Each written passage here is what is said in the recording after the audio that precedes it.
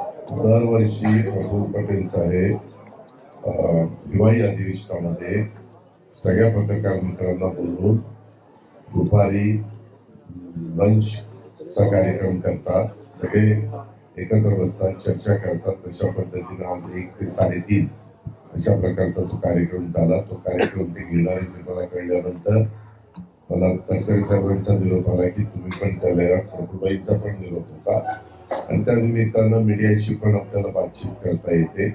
त्या प्रकारे बातचीत केली. मीडियाने पण अनेक प्रश्न विचारले, आम्ही त्याची उत्तर दिली. आणि त्याचबरोबर आज एकनाथराव शिंदेजी, मी, देवेंद्रजी आणि आमचे तिन्ही पक्षांचे काही प्रमुख सहकारी असं आम्हाला एकत्र बोलवलेलं आहे. आम्ही एकत्र चर्चा करू.